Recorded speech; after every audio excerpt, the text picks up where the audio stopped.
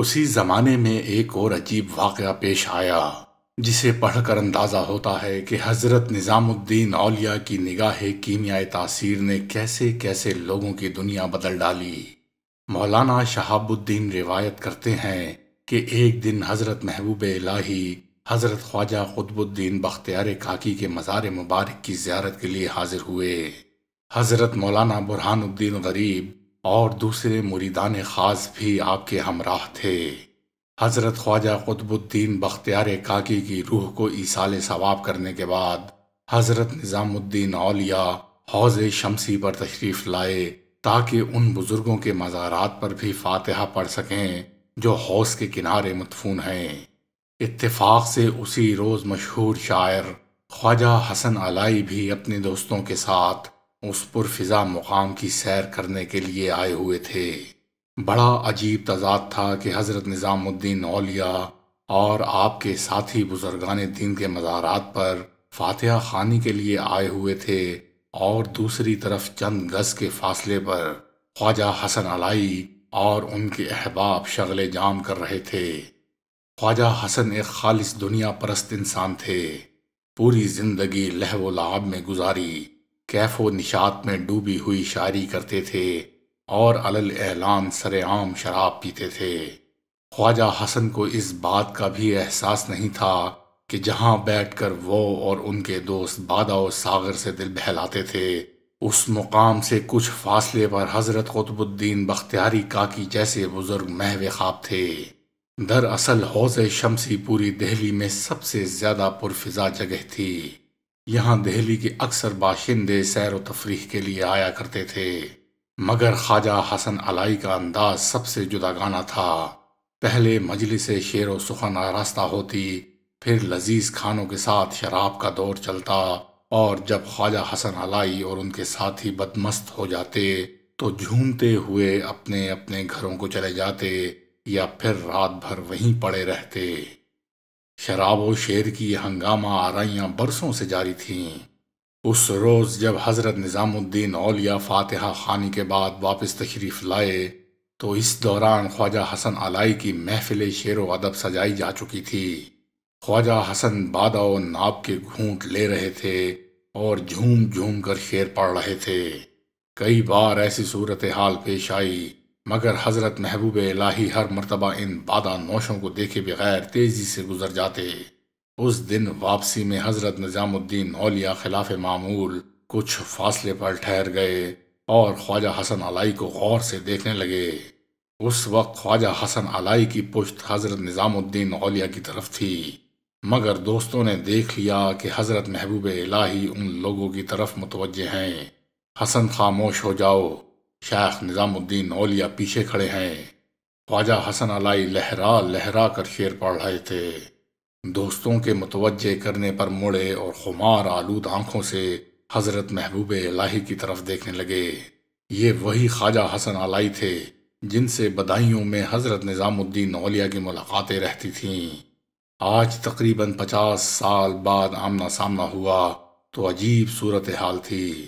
حضرت نظام الدین اولیاء محبوب الہی ہو چکے تھے اور خواجہ حسن علائی کی بے راہ روی کا یہ عالم تھا کہ ان کے دل سے صوفیاء کرام کا احترام تک رخصت ہو چکا تھا۔ حضرت نظام الدین اولیاء اپنے بچپن کے ساتھی کو فسق و فجور میں مبتلا دیکھ کر بہت رنجیدہ ہوئے، مگر آپ نے سکوت اختیار کیا اور زبان مبارک سے کچھ نہیں فرمایا۔ کیف و بے خودی کے باوجود خواجہ حسن بھی حضرت نظام الدین اولیاء کو پہچان گئے۔ نظریں چار ہوتے ہی خواجہ حسن نے پوچھا، مولانا کیسے ہو؟ خواجہ حسن کے لہجے سے تضحیک کا رنگ نمایاں تھا۔ بچپن کے ساتھی کی اس طنز آمیز گفتگو پر حضرت نظام الدین اولیاء نے تبسم فرمایا، میں تو بافضل خدا ٹھیک ہوں، مگر تمہارا کیا حال ہے حسن؟ میرا حال کیا پوچھتے ہو مولانا؟ خواجہ حسن کے استہزائیہ انداز میں کچھ اور شدت آ گئی۔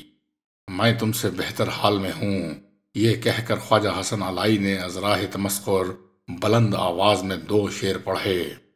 کئی سال ہم ایک دوسرے کی صحبت میں رہے، مشہور ہے کہ صحبت اپنا اثر رکھتی ہے، مگر وہ اثر کہاں ہے؟ تیری پرہیزگاری میرے دل میں پیدا ہونے والے جذبہ گناہ کو کم نہ کر سکی۔ اس لیے میری معصیت تیرے زہد و تقوی سے بہتر ہے۔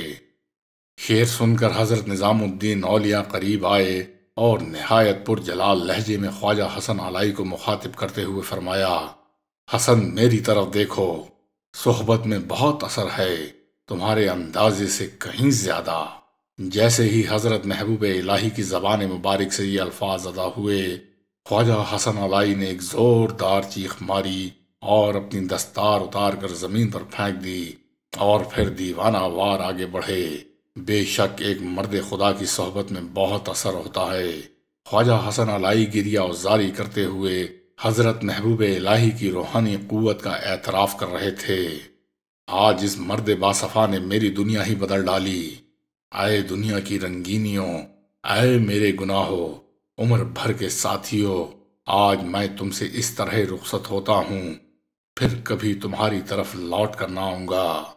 اس کے بعد خواجہ حسن علائی نے اپنے گناہوں سے توبہ کرتے ہوئے حضرت محبوب الہی سے درخواست کی کہ انہیں غلامی کے اعزاز سے شرف یاب کیا جائے۔ حضرت نظام الدین اولیاء نے خواجہ حسن علائی پر انتہائی شفقت فرمائی اور انہیں حلقہ ارادت میں شامل کر لیا۔ اس روحانی انقلاب کے وقت خواجہ حسن علائی کی عمر 73 سال تھی۔ کہنے والے کہا کرتے تھے، حسن اس بڑھاپے میں توبہ سے کیا حاصل ہوگا؟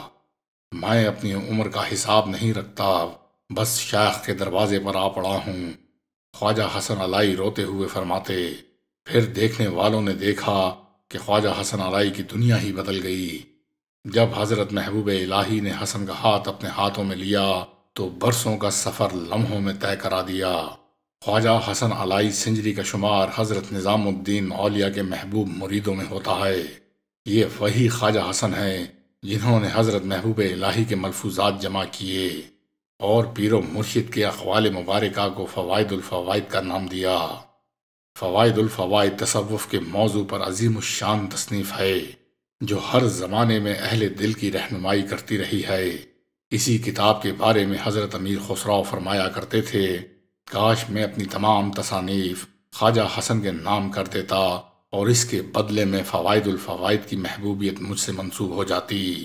خواجہ حسن علائی کو جوانی کی کجروی کا اس قدر احساس تھا کہ آخری سانس تک اپنا یہ شعر پڑھ کر روتے رہتے تھے، اے حسن تو نے اس وقت توبہ کی جب تجھ میں گناہ کی طاقت باقی نہیں رہی۔